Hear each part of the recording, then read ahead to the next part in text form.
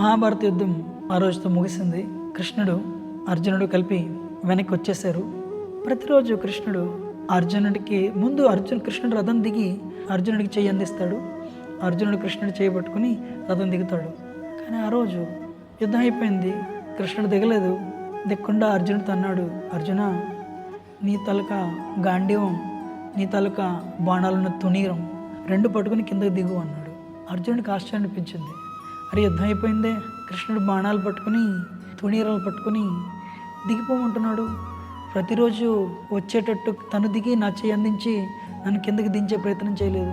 కానీ అర్జునుడు అడగలేదు, కృష్ణ ఎందుకు అలా అంటున్నావని.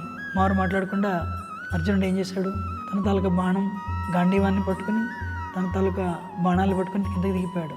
దిగిపోగానే కృష్ణుడు ఒక్కసారిగా రథం నుంచి కృష్ణుడు కిందకి దిగ్గానే ఆ రథం భస్మం అయిపోయింది. మంటలు వచ్చి అర్జునుడికి ఆశ్చర్యం అనిపించింది. కృష్ణ, ఎందుకు ఇలా జరిగింది అని అడిగాడు.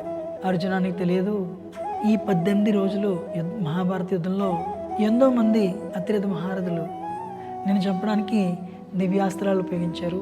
ఆ దివ్యాస్త్రాలని నేను రక్షించడానికి ఆ దివ్యాస్త్రాలని ఈ రథం కింద పెట్టి నేను రక్షించాను. అందుకని నా తాలూకా రక్షణ వల్లే నీకే హాని జరగలేదు అన్నాడు. క్షిప్రం భవతి ధర్మాత్మ సస్వచ్ఛాంతిని గచ్చతి కౌంతేయ ప్రజానాహి నమే భక్త్యా ప్రణశ్యతి అన్నాడు కృష్ణుడు. అర్జున, ప్రపంచానికి నువ్వు ధైర్యంగా ప్రకటించు, నా భక్తులకు నాశనం లేదు. నేను నా భక్తుల్ని ఎల్లవేళ రక్షిస్తాను, వాళ్ళకి లేనిది ఇస్తాను, ఉన్నదాన్ని రక్షిస్తాను. యోగక్షేమం మహామ్యం. అందుకని ఓ brothers and sisters, please come and take shelter of Krishna.